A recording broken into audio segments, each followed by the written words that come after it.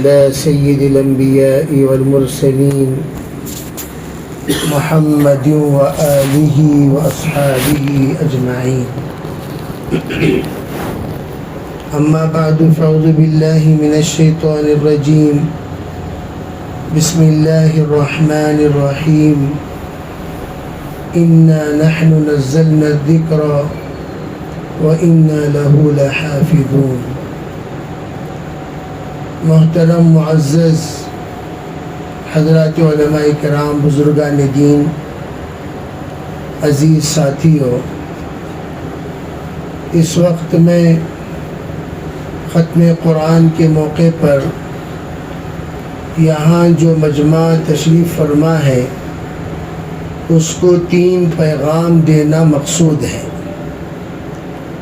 پہلا پیغام یہ ہے، قرآن یہ کوئی تراویح کے لیے ہی صرف نازل نہیں ہوا. اس وقت امت کا ایک بڑا مجمع اس بات کی طرف توجہ دینا ضروری ہے کہ وہ مجمع یہ سمجھتا ہے رمضان میں ایک مرتبہ ہم نے تراویح پڑھ لی تو ہمارا قرآن پاک کا حق ادا ہو گیا، پھر اس کے بعد نہ ہماری تلاوت رہتی ہے، نہ قرآن کا سیکھنا سکھانے کا ذوق اور شوق رہتا ہے، نہ ہی قرآن پر عمل کرنے کا کوئی خیال ہوتا ہے، نہ ہی قرآن پاک کی محفلوں میں ہم شریک ہونے کا ارادہ رکھتے ہیں. قرآن ہمیں دیکھ رہا ہے اور قیامت کے دن ہمارے بارے میں اللہ کے سامنے شکایت بھی کرے گا کہ یہ وہ لوگ ہیں جنہوں نے مجھے چھوڑ کر زندگی گزاری. اس لیے اکابر فرماتے ہیں کہ ہر ایک ایمان والے پر لازم ہے کہ قرآن کے سلسلے میں وہ وفادار بنے. وفاداری کیا ہے؟ قرآن پاک کی تلاوت کرنا، قرآن پاک کے حلال کردہ کو حلال سمجھنا، قرآن کے حرام کردہ کو حرام سمجھنا، قرآن کی طرح زندگی گزارنا. قرآن یہ رہبر ہے ہمارا، یہ رہنما ہے.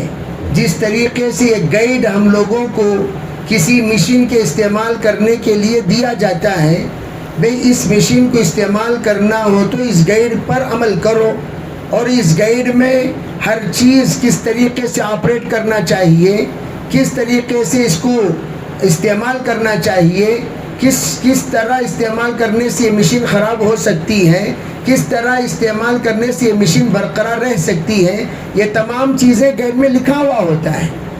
اسی طریقے سے قرآن کے سلسلے میں یہ بات ہم ذہن میں رکھیں، قرآن نے ہمارا ہر اعتبار سے خیال کیا. ایک بزرگ عجیب بات کہنے لگے کہ میں جب بھی کسی بھی مسئلے میں پھنستا ہوں، پریشان ہوتا ہوں، حیران ہوتا ہوں اور اس مسئلے کا حل مجھے کہیں بھی نہیں ملتا، میں سیدھے 2 رکعت نماز ادا کرتا ہوں، قرآن پاک لے کر بیٹھ جاتا ہوں، اللہ سے کہتا ہوں اے اللہ تو نے کلام نازل کیا میری رہبری کے لیے، اس کلام کے ذریعے سے میرے اس مسئلے کو حل فرما. آنکھ بند کر کے قرآن کھولتا ہوں، قرآن کھولنے کے بعد آنکھ بند کر کے انگلی رکھتا ہوں، جس آیت پر میں نے انگلی رکھی اسی آیت میں میرے مسائل کا حل ہوتا ہے. اسی لیے کہا گیا کل شیء فی القرآن لیکن تقاصرت منہ افہام الرجال. ہر چیز قرآن پاک کے اندر موجود ہے لیکن ہم اس کے سمجھنے سے قاصر ہیں. کون سی چیز ایسی ہے جو قرآن میں نہیں ہے؟ اللہ کا کلام معجزہ ہے، اللہ کا کلام تا قیامت رہبر ہے، تا قیامت اللہ کے رسول علیہ السلام کی طرف سے یہ ایک معجزہ اللہ نے عطا فرمایا. حضور کے لیے معجزہ ہے، امت مسلمہ کے لیے معجزہ ہے، وحدانیت کے لیے اللہ کی طرف سے یہ ایک عطیہ ہے. تو ہم لوگوں کو چاہیے قرآن سے اپنا تعلق ہمیشہ کے لیے رکھیں. اور تبرک بالقرآن فإنه خرج منه، بے قرآن سے برکت حاصل کرو. قرآن اللہ ہی کی صفت ہے، اللہ ہی سے نکلا ہوا ہے. تو اس لیے کرنا کیا چاہیے؟ تبرک سے مراد تعویذ بناؤ نہیں. یہ بات اچھی طرح سمجھ جائیں کہ تبرک بالقرآن کا مطلب یہ نہیں ہے. میں اسی لیے کہا کرتا ہوں اگر کوئی انسان بے نمازی ہے، آپ تعویذ نہیں پورا قرآن اس کے گلے میں لٹکا دو، اس کی دلندراگی دور نہیں ہوگی. وہ انٹرنیشنل دلندر ہے، وہ دلندر دائیں بھی دلندر، بائیں بھی دلندر، آگے بھی دلندر، پیچھے بھی دلندر، سراپا دلندر. اس کی دلندراگی قرآن لٹکانے سے بھی دور نہیں ہو سکتی. اس کی دلندراگی بھئی یہ بے نمازی کی نحوست جب دائیں بائیں آگے پیچھے گھروں تک پہنچ سکتی ہے، کیا خود کے گھروں کو نہیں پہنچے گی؟ تو یہ گویا دلندراگی کا ٹرانسفارم بن گیا. اسی لیے تعویذ اس کا حل نہیں ہے. آپ جائیں کسی کے پاس تعویذ لے کر آ جائیں حضرت رزق کی برکت کے لیے تعویذ. میں کہتا ہوں کہ بھئی مسجد کی بد دعا لینے والا، توجہ سے اس بات کو سنیں، مسجد کی بد دعا لینے والا، قرآن کی بد دعا لینے والا، والدین کی بد دعا لینے والا، اور اللہ کے حقوق تلفی کے ذریعے سے، حقوق تلفی کے ذریعے سے لوگوں کی بد دعا لینے والا، یہ کبھی زندگی میں سکون نہیں پا سکتا. اس لیے ہم عزم کریں یہاں اس مجلس میں کہ میں ایک بات عرض کرنا چاہتا ہوں آپ کے سامنے. دعائیں تو لوگ مانگنے کی بڑی فکر مند ہوتے ہیں، حضرت دعا کرو، حضرت دعا کرو، حضرت دعا کرو، اور مستجاب الدعوات کو بلا کر دعا کرواتے ہیں. توجہ سے بات سمجھیں، بد دعا سے بچنے کی فکر نہیں کرتے.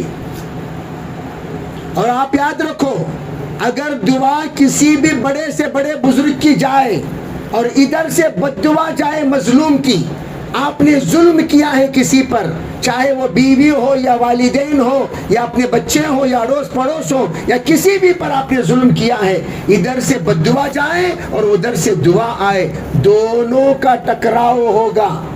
اور اللہ تو اللہ ہے، اللہ دیکھ رہا ہے جس بندے کے حق میں دعا کی گئی وہ دعا کا لائق ہے یا بد دعا کا لائق ہے. اگر کوئی بد دعا کا لائق نہیں، کسی نے بد دعا کی، بد دعا قیامت تک نہیں لگے گی. اگر وہ دعا کا لائق ہے دعا ہی لگے گی. اگر کوئی انسان بد دعا کا لائق ہے اور اس کے حق میں ہزاروں لوگ دعائیں کریں تب بھی اس کے حق میں دعا قبول نہیں ہوگی، تو اللہ کی طرف سے فیصلہ ہوتا ہے. اس لیے کہا گیا اپنے آپ کو دعا کا لائق بناؤ. دعا کے لائق بنانے کے لیے بد دعا سے اپنے آپ کو بچانا چاہیے. تو اس لیے کوشش کریں اس بات کی زندگی میں کہ ہم کبھی کسی کی بد دعا نہ لیں، ہم کسی کا دل نہ دکھائیں، ہم کسی کو نہ ستائیں، کسی کے حقوق نہ ماریں. اگر ہم انشاءاللہ دعائیں لیتے رہیں گے، اللہ کی ذات سے امید ہے وہ زمین جس پر آپ آہستہ سے چپل ڈال رہے ہیں وہ زمین بھی نوٹ کر رہی ہے قبر کی شکل میں، یہ میری عزت کرتا تھا، یہ میرا احترام کرتا تھا.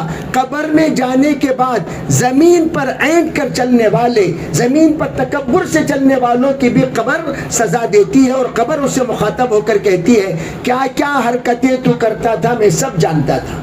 اس لیے قرآن کا پیغام یہی ہے کہ ہم اپنی زندگی کو سدھاریں، اپنی زندگی کو بہتر بنائیں، اپنی زندگی کو اچھی بنائیں. رمضان مبارک میں آپ الحمدللہ قرآن پاک ایک جگہ پر پورا سن لیے 10 دن، تو تراویح کو چھٹی نہیں ملی. کل سے آپ کہیں بھی تراویح پڑھ سکتے ہیں، سفر میں جا سکتے ہیں، جماعتوں میں جا سکتے ہیں، لیکن تراویح کو چھٹی نہیں ملی. ہاں البتہ ترتیب جو بدلتی تھی آپ کی ادھر ادھر جانے سے، وہ ترتیب بدلنے سے کوئی فرق نہیں پڑتا، اس لیے کہ آپ نے پورا قرآن ماشاءاللہ سن چکے ہیں، آپ پورا قرآن میں شریک ہو چکے ہیں. اس لیے جو ایک ذمہ داری تھی پورا قرآن رمضان مبارک میں سننے کی، وہ ذمہ داری پوری ہو گئی.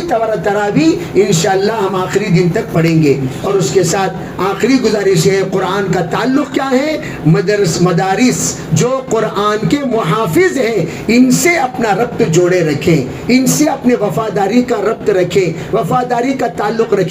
کل بھی پرسوں میں جمعے کا دن میں یہ عرض کر رہا تھا کہ بھئی اپنی زندگی میں دیکھو، حضرت تشریف فرما ہے، توجہ سے اس بات کو سب لوگ سنیں.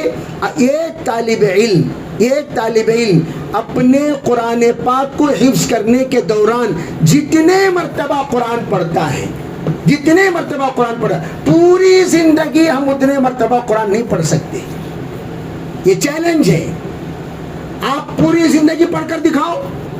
ایک حافظ قرآن جتنے مرتبہ قرآن پڑھتا ہے، کیا پوری زندگی آپ اتنے قرآن پڑھ سکتے ہو؟ نہیں. اس کے لیے کرنا کیا؟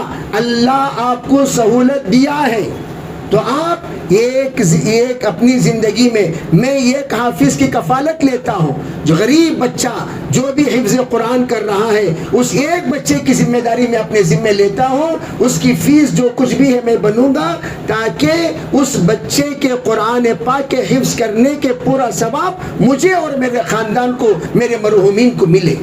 تو اس کے لیے جو ماشاءاللہ وسعت والے ہیں وہ نیت کریں کہ بھئی جو جیسے 3,500 روپے ہمارے مدرسے میں ایک بچے کی کفالت ہے، اگر کوئی بندہ نیت کر لیا چلو بھئی میں 3,500 روپے اپنے آخرت کے لیے، اپنے پریوار کے لیے، اپنے خاندان کے لیے، اپنے مرحومین کے لیے میں انشاءاللہ ذمہ داری لیتا ہوں، اس کا ثواب ملے گا۔ نہیں تو بھئی کم از کم آدھا حافظ کا لو، آدھا حافظ قرآن کی ذمہ داری لینا گویا اپنے گھر میں حضور کے مہمان کو دسترخوان پر بٹھانے کے برابر ہے، اپنے گھر میں حضور کا مہمان دسترخوان کے بٹھانے کے برابر۔ جیسے حضرت ابراہیم خلیل اللہ بغیر مہمان کے دسترخوان پر نہیں بیٹھتے تھے، اور علی کرم اللہ وجہہ 2 دن اگر مہمان نہیں آتا گھبرا جاتے کہیں میرے گھر کی برکت تو نہیں جا رہی ہے۔ آج ہمارے گھروں میں مہمانوں کی انتہائی کمی ہے، اگر اس کو ہم پورا کرنا چاہتے ہیں بہترین طریقہ ہم نے حافظ قرآن جو حضور علیہ السلام کا مہمان ہے اس کو ہم نے اپنے دسترخوان پر بٹھانے کا ارادہ کر لیا، اور ہم اس کی فیس بن دیے، یوں سمجھو وہ ہے مدرسے میں لیکن حقیقت میں ہمارے دسترخوان سے وہ مستفید ہو رہا ہے، وہ کھا رہا ہے، اس کی مہمان نوازی ہو رہی ہے۔ کریں گے بھی انشاءاللہ اس کی ترتیب، اور اس کے علاوہ جو جتنا نہیں حضرت میں آ کر 3.5 نہیں ہو سکتا، کتنا بھی ہو سکتا، 1000 ہو سکتا، بھئی 1000 کا حصے دار بنو، جتنے کا ہو سکے اتنے کا حصے دار بنو گے تب بھی اللہ پورا ثواب دے گا۔ اسی کا آج ہمارے مدرسے کے طرف سے مولانا یاسین صاحب تشریف لائے ہیں، ان کو آپ اپنے ارادے کا اظہار فرما سکتے ہیں۔ اس کے علاوہ جو بھی اپنے رمضان مبارک کے مدرسے کا تعاون ہے زکوٰۃ کے سلسلے میں، صدقات کے سلسلے میں، وہ بھی آپ تعاون کریں۔ اللہ تعالی ہمیں کہیں بھی بات پر عمل کرنے کی توفیق عطا فرمائے۔ ختم قرآن کے موقع پر دعائیں قبول ہوتی ہیں۔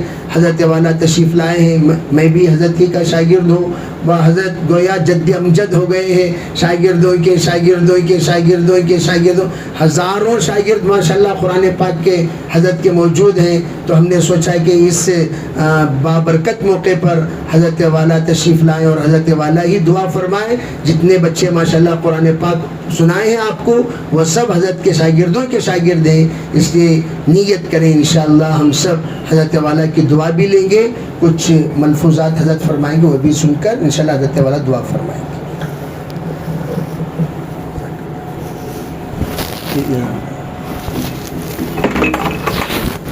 اس کو نکل ایک نکل، اس کو نکال کر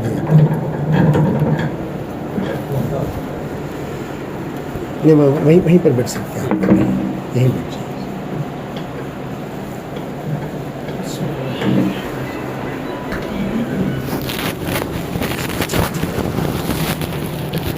بسم اللہ